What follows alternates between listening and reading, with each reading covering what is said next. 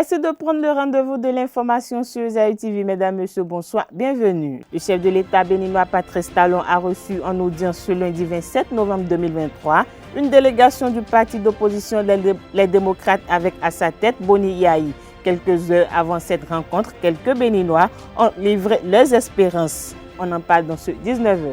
Le Centre national de sécurité routière a présenté lors d'une conférence de presse ce lundi 27 novembre 2023 son projet de paiement en ligne des frais de contrôle technique associés à la taxe sur les véhicules. Nous y reviendrons. En sport, Floli Santos Bokor est la nouvelle présidente de la Ligue Atlantique Littorale de Boss. Elle a été élue par ses pairs à l'issue de l'Assemblée générale élective tenue le samedi 25 novembre 2023. Les détails dans cette édition.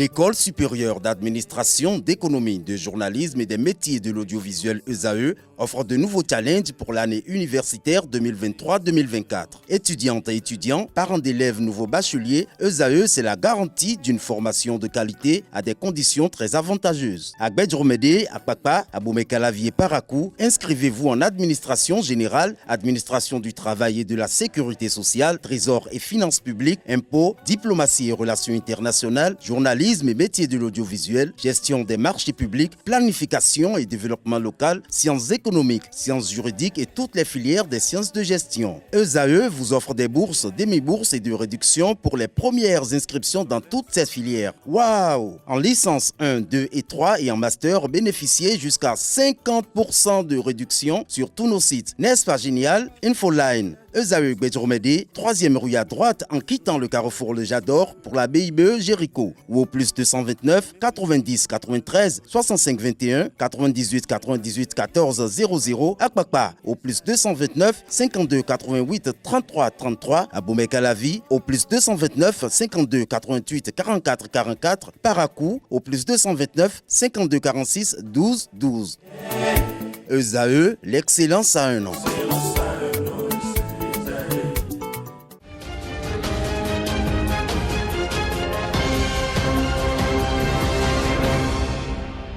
À nouveau, bonsoir. Le président Patrice Talon a reçu une délégation du parti politique Les Démocrates avec à sa tête l'ancien chef d'État Boni Yahi au palais pour échanger autour de la situation sociopolitique du pays. Une rencontre pleine d'espoir selon plusieurs observateurs. En attendant de vous revenir sur la quintessence des échanges au cours de cette rencontre, nous vous proposons de suivre les espérances de quelques citoyens de Cotonou quelques heures avant cette rencontre de grande envergure. Ils sont au micro de Brissette Pangon, Ulrich Amegampoui. Moi, je ne veux que la paix. Si les deux étaient des frères et amis de longue date, ils n'ont qu'à essayer de nous donner la paix au Bénin. Les élections de 2026, c'est une élection générale. Donc nous devons tous prendre au sérieux pour qu'en 2026, il n'y ait plus de contestation. Grande fille ma joie. Parce que pour une seconde fois, je vois le président Yahi Boni qui va aller rencontrer le chef de l'État pour parler de la situation politique du pays et particulièrement les élections de 2026. En tout cas, je les remercie et je leur dis de ne pas nous tromper. De ne pas nous tromper parce qu'il y a des questions qui nous écœurent, des questions écœurantes. Alors si les deux se rencontrent, ils n'ont qu'à se dire des vérités. Ce que nous voulons, c'est que les discussions là soient franches et cordiales. En tant que citoyen lambda, je ne veux que la paix pour mon pays. La paix, rien que la paix. Je l'annonçais à l'entame de cette édition, le Centre national de sécurité routière CNSS a présenté ce lundi 27 novembre 2023 son projet de paiement en ligne de frais du contrôle technique associé à la taxe sur les véhicules moteurs. La présentation s'est faite à travers une conférence de presse devant les organisations de conducteurs et acteurs de la route. Le directeur général de la CNSS, Aubin Adoukonou, nous donne des détails. Il est au micro de Anel Dou. Le Bénin s'était résolument engagé conformément à son programme d'action 2016-2021, a réalisé plusieurs projets structurants dans le secteur du numérique. L'un de ces projets phares était la mise en œuvre d'une administration publique intelligente, projet dénommé Smart Gouv. La poursuite de cette action de dématérialisation des prestations des services publics a été réitérée et consacrée par le programme d'action du gouvernement 2020-2026. L'objectif stratégique de cette option est l'amélioration efficace et l'ouverture de l'administration et recentrer le service public autour de son usager, ce qui contribuerait à promouvoir la bonne gouvernance et la lutte contre la corruption. Pour y parvenir, le gouvernement du Bénin s'est engagé à mettre en œuvre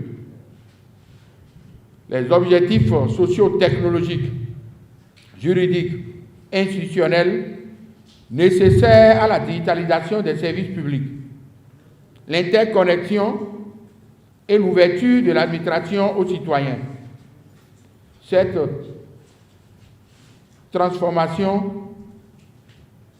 aujourd'hui se mène dans plusieurs domaines de la vie courante.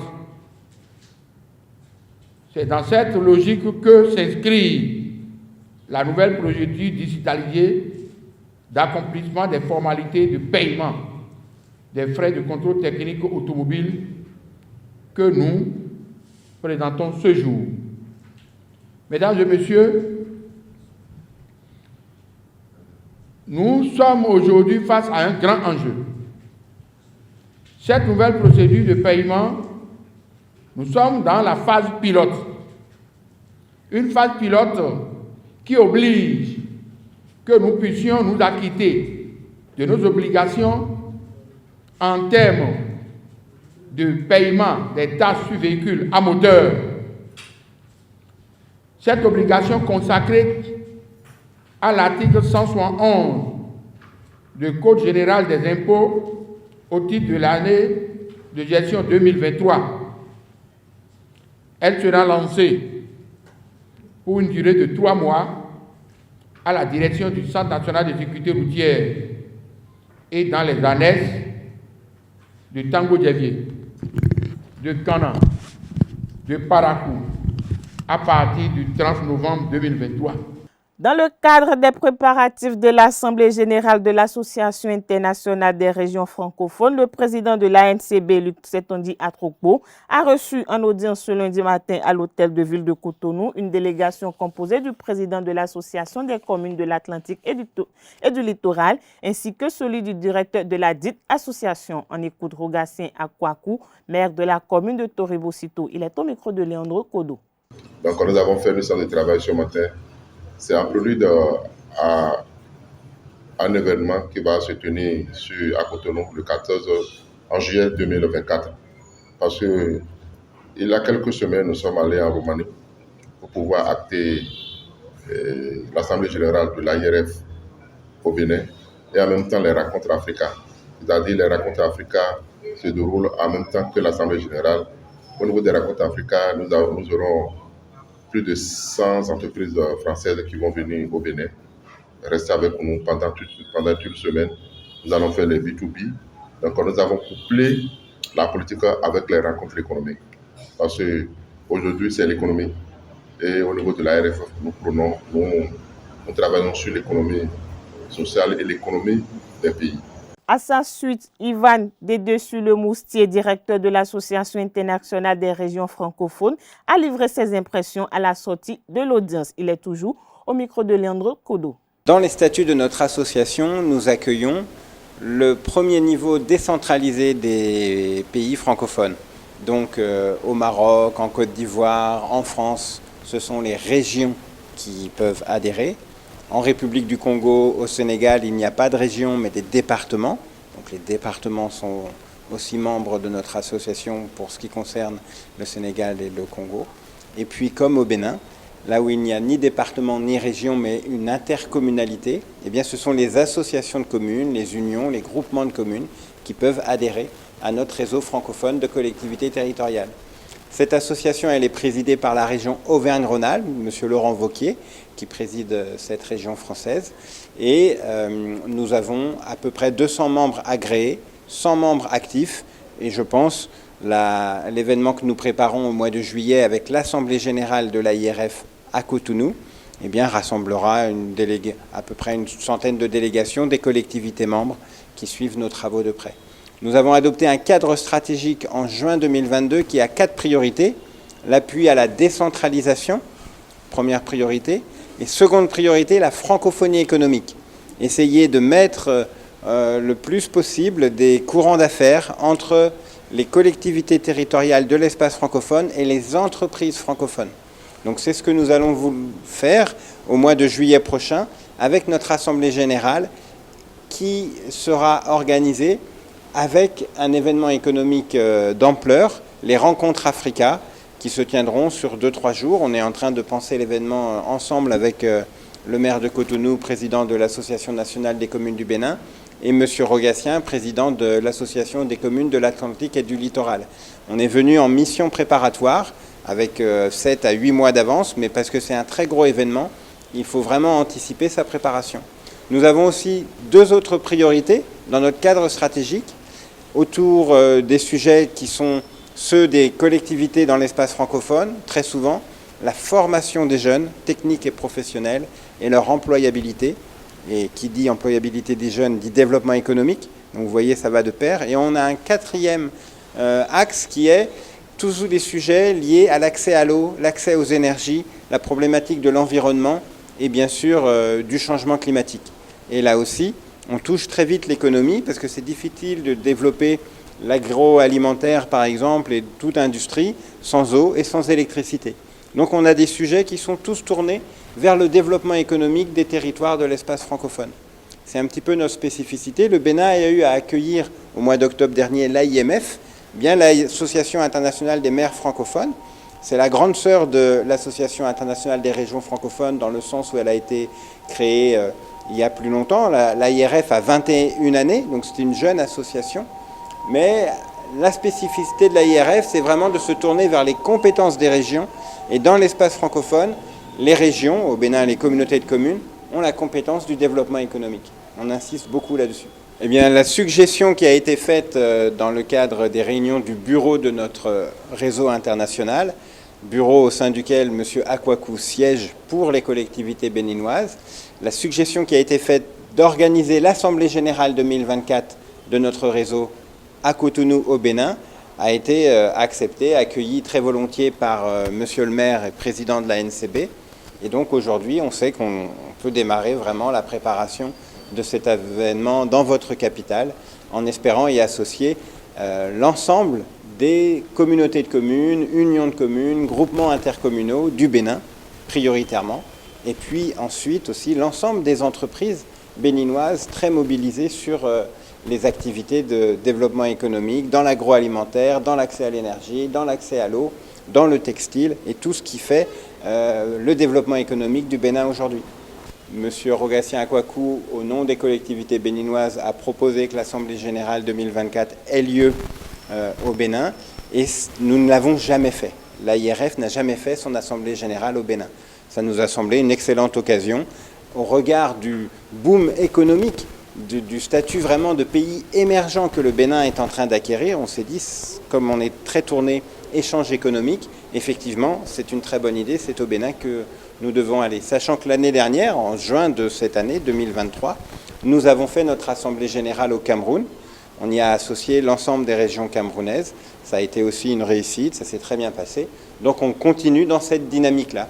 Que l'AIMF ait réussi son Assemblée générale en octobre dernier, c'est sûr, ça nous conforte dans notre choix de faire cet événement au Bénin. On voit que le Bénin est tout à fait capable d'organiser aujourd'hui de grands événements internationaux. Les projets en cours de réalisation dans le secteur de l'énergie, notamment les travaux de construction des infrastructures de production et transport d'énergie, d'électrification, tant en milieu rural qu'urbain, vont se poursuivre en 2024. De nouveaux projets seront également mis en œuvre pour permettre d'atteindre les objectifs que s'est fixé le gouvernement. En ce qui concerne le secteur de l'eau et des mines, il est prévu l'accélération des travaux pour l'accès durable à l'eau potable à toute la population en milieu rural, le renforcement des activités d'exploration du pétrole, la promotion et la valorisation du potentiel minier du Bénin.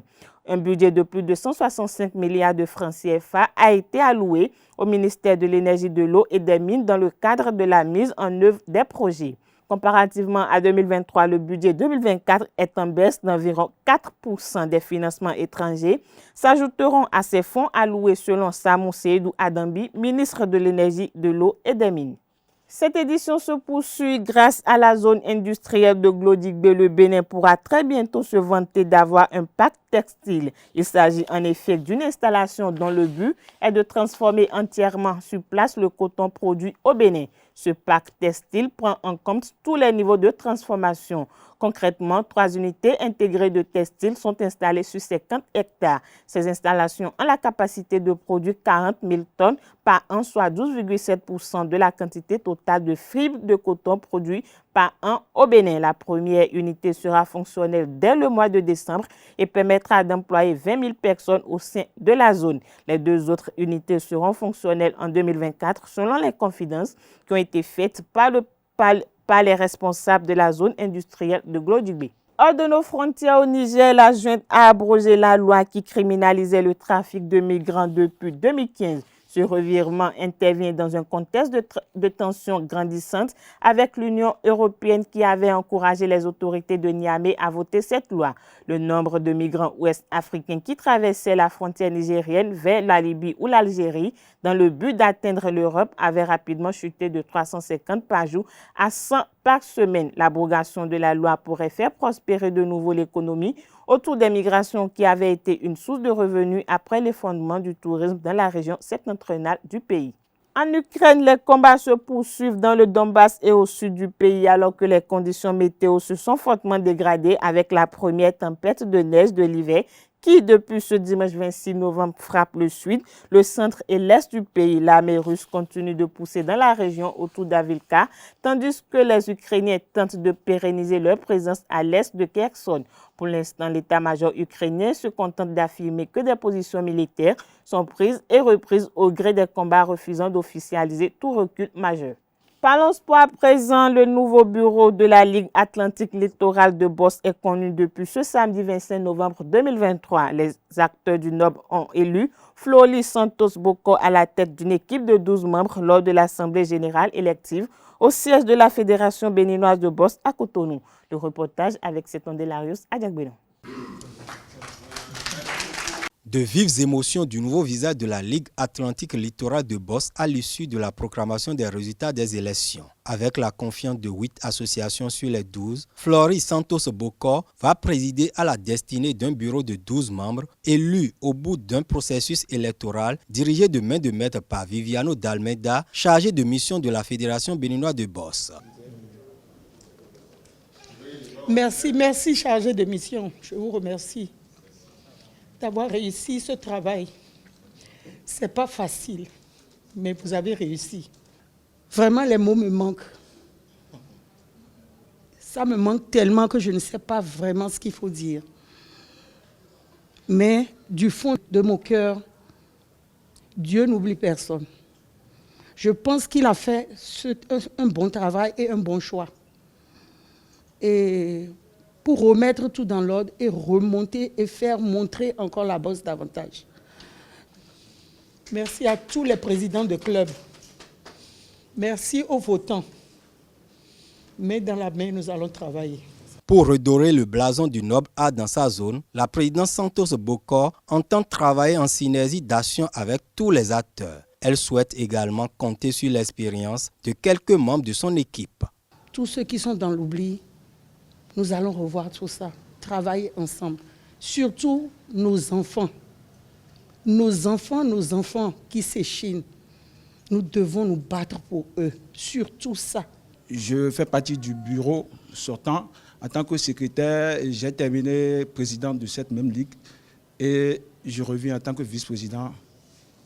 Je saurai faire bon usage. Le socle de la réussite du mandat du bureau doit être la communication, prodigue le chargé de mission de la FEBIBOS dans l'Atlantique littoral. Je suis très ému aussi, je suis reconnaissant envers tous ces clubs, surtout les présidents. Et comme l'a dit Madame la Présidente, sincèrement, au jour d'aujourd'hui, ce n'est pas le gagnant, la gagnante, le perdant, la perdante qui est l'objectif. L'objectif, c'est de travailler main dans la main, comme l'a dit Madame la Présidente. Et je sais, je ne doute pas que ça se fera. Et je prône la communication, le dialogue entre les membres de ce bureau, même envers l'exécutif. Justement, la Ligue Atlantique Littorale représente le fer de lance de la bosse béninoise. C'est nécessaire que la Ligue Atlantique Littorale à la boxe puisse exister et travailler. Non pas que la bosse n'est pas dans les autres départements, mais elle a connu naissance ici.